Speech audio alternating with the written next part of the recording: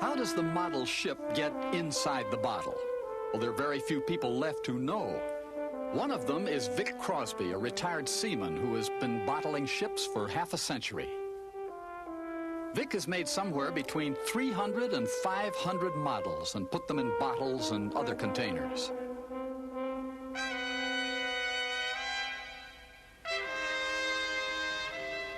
About 1830 or 40 there, when the whaling days started, those fellows had a lot of time at sea. They would make a bottle and give it to a girlfriend or something, or trade it for a drink in a bar.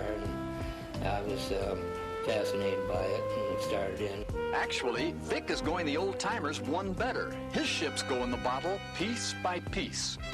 He carves his hulls, and then he saws them in half to be reassembled in the bottle. The original method, perfected by 19th century sailors, required a very slim hull to slip through the bottleneck.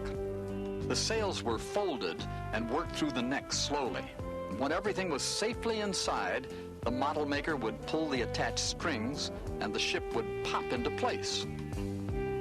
Vic not only immerses himself in his work, he surrounds himself in it. At least 100 models decorate his home.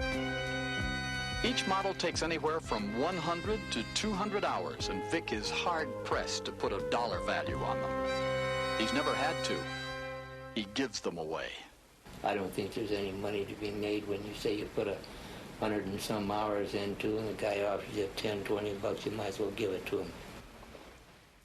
Those models that aren't given to friends are donated to maritime museums, such as the one in San Diego. The star of the display is the Star of India, the last of the tall ships on the west coast. The real Star of India serves as part of the museum. Built in 1863, it's the oldest merchant marine sailor still afloat. Vic studies the big ones so that he can build the little ones. It's hard to make a model just from pictures. As a rule, most of these models, the historic ones, there are blueprints available. You can get better detail like the handrails and the lifeboats and the bits and the caulks and hawse pipes. It takes longer this way, but I'm satisfied with the work better the way I do it. Since modern-day sailors have more forms of recreation available to them, not many are sitting around putting ships in bottles. Vic says the art is ailing, but not quite dead. In the United States and Canada, there are very few of us. Maybe 7 or 8 is all. There's a club called the Compass Club in Paris that I belong to, and there are about 60 or 70 members there in Europe that are keeping this up.